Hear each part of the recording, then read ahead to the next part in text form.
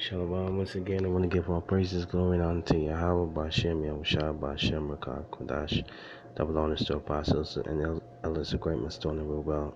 Salutation to you, sincere Akim, in the four corners of earth, preaching sincerity and truth. In true names of our power, Yahweh, Bashem, Yahushua.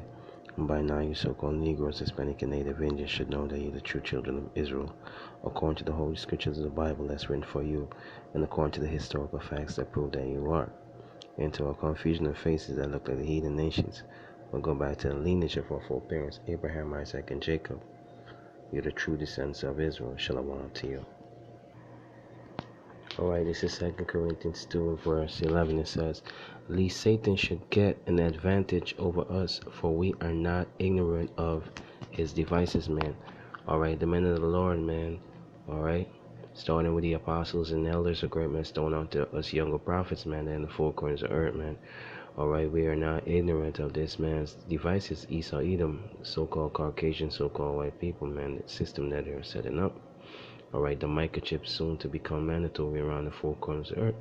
Here's it, in RT News, man, that America, Babylon, alright, Mr. Babylon, as it's called also in the scriptures, man. Here they are hinting, man, that they're pushing towards that digital currency, man. According to Revelation 13 and verse 16, man, that's to usher in also the microchip to become mandatory, man. Alright, this is Revelation 13 and verse 16 says, "And he calls it all, both small and great, rich and poor, free and bond, to receive a mark in their right hand or in their foreheads," man. Alright, that mark, is karak. Alright, to brand. Alright, to imprint. Alright, and karaks. Alright, to pierce. Alright, and that's the way the microchip is gonna, the scripture has foretold, man. This is the stages that it will take, man. Alright, that 2/3 of our people, man, are gonna receive that mark. But as for the elect, man, alright, 144,000 men, man, they're not gonna take the mark. That 1/3, that great multitude, man, they're not gonna take the mark. Alright, but a few men of the 144,000 men will be put to death. Alright, being beheaded, man, to fulfill that prophecy, man, in the scriptures in Revelation 20 and 4. Alright, for the greatness of Yahweh Bashem Yahushua and his testimonies. Alright. Alright. And it says verse 17, it says, "And no man might buy or sell, save he had the mark, or the name of the beast, or the number of his name. Here is wisdom, let him that had understanding count the number of the beast, for it is the number of a man, and the number is 666." Alright, so basically Esau is preparing to make his move, man, to make that chip mandatory, man, in the form of that digital currency, man. And very soon, man, the American dollar, which has so much power, man, will not be able to be used as that fatal dollar, man. It's going to be digital currency, man. Alright, and that's going to usher in, the chip becoming mandatory, man. Alright, but we understand clearly, man, that's why this man is pushing towards, alright, to take down the words of truth, man, on the internet and so forth, man, and he's gonna come against us, man. We understand that, man. That's why the Most High Yahweh Bashem Yahushua has prepared your minds, man, with his word through the mouth of his prophets, man, starting with the apostles and elders of Great Millstone, man. Alright, so that you have a clear understanding of the prophecies in this time that is to come, what to do, man. To put your whole trust in Yahweh Bashem Yahushua, man, by faith, man, trusting him for your deliverance, your salvation. Alright, now just after this, a video showing you, man, alright, the hypocrisy of the so-called white man Esau Edom. Alright, to let you see, man, that he's preparing to usher in that microchip to make it mandatory, man.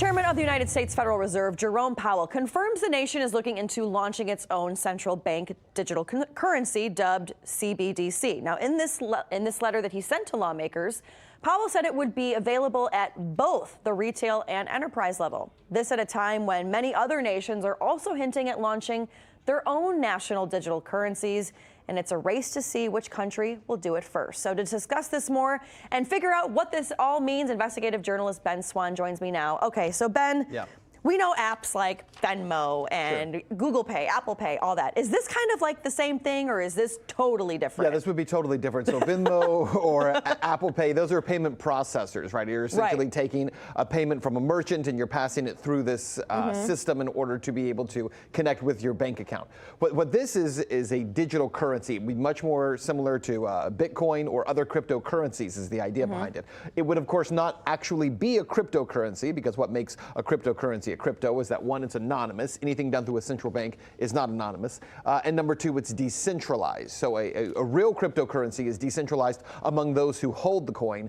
In this case, it would be completely centralized, i.e. the central bank that runs it. But what's interesting about this is that it really came to light because two congressmen, it was Congressman French Hill and Congressman Bill Foster, who sent a letter to Jerome Powell. And what they wanted to know was whether or not the U.S. is behind everyone else in the world in terms of developing a digital currency. And Powell responded by saying, oh, yes, we're looking into it. But they're really not looking into it. I mean, in reality, yes, they're kind of looking at it, but the U.S. central banks, the Federal Reserve Bank, is not actually looking at developing a digital currency. They are so far behind the rest of the world that it's almost laughable. Really? Yeah. That's not good. Not even close. Well, walk us through the positives and negatives to this digital currency, though, because for somebody like me, where business and the Federal Reserve is not my strong suit, that's why we go to you. Right. What are the positives and negatives? Okay, so the positive here would be, in my view, is that you attach people to feeling comfortable with having digital currencies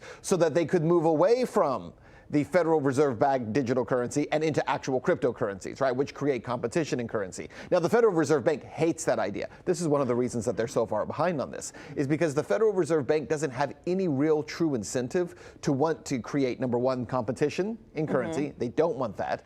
And number two, the U.S. dollar is the world's reserve currency. So the status quo serves the U.S. dollar. It does not serve other currencies around the world. That's why other nations are moving in this direction, and the U.S. is so far behind. Because if you have the world's reserve currency, and if everything is working with the SWIFT banking system the way it is now, then why would you want to change that? So they're not actually incentivized on any level to change it. You know, when Mark Zuckerberg was sitting in front of Congress recently talking about the Libra, which is the digital currency, it's also not a crypto, but the digital currency that Facebook is trying to create, a lot of the questions that the members of Congress kept going back to were questions about, well, is this something that the Federal Reserve could do? Or maybe the U.S. should do this, and we should just have, instead of Libra creating its own currency, maybe the U.S. should just create a digital currency. And you could tell kind of the wheels were spinning for some lawmakers who were thinking, why aren't we doing this? But the reason, again, that we're not doing it is because the system as it's set up right now, it serves the U.S. dollar, and to shift anything away from that system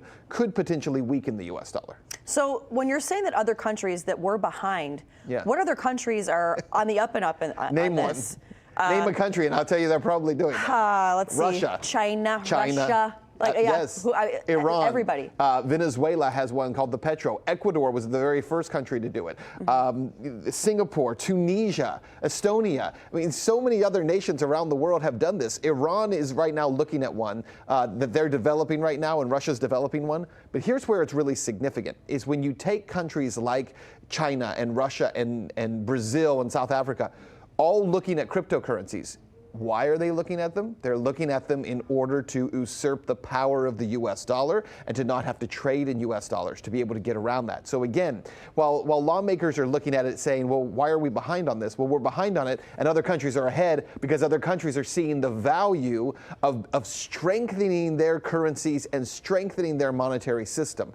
We have a lot to lose here. What I would say is that it's good for the American people if we have more options, more currencies, and more ability for people to have freedom in this space, but it's not necessarily good for the U.S. dollar. And you remember when, you brought up Mark Zuckerberg when he went before Congress, and if you remember, it was almost laughable where, here are these congressmen are asking him all these questions, Yes. basically like, kind of what is the internet? And it's like, Right. are you guys like really behind the times here? Is that kind of what's going on, and why lawmakers yes, are? to an extent, yes. But at the same time, one problem with talking to Mark Zuckerberg about this is it's like kind of trying to like nail spaghetti to the wall, because he keeps changing what Libra is. So originally Libra was set up as a digital currency. It was a cryptocurrency. It's what they called it first, and they called it a digital currency. And then they started saying in this testimony, actually, it's a payment processor. It's kind of like a giant Venmo. And so they keep shifting what it consists of, because the problem is that if you create a currency and therefore you are a bank, which is what Facebook was essentially setting themselves up as, there's extreme amounts of regulation that go along with that. And so Zuckerberg and Facebook are trying to figure out a way to be a bank without having to go through all the rules and the regulation that apply to banks. That's why, again, it's like nailing spaghetti to a wall. Yeah. All right. Well, thank you so much for sharing this topic with us, Ben Swann, investigative journalist, and we'll see you on Boom Bust today at 4. Thanks, Ben. Hey YouTube, thanks for checking out our channel. We hope you enjoyed the video. We have tons of content for you just like this. For more of RT America's one-of-a-kind news and analysis, be sure to subscribe and never stop questioning more.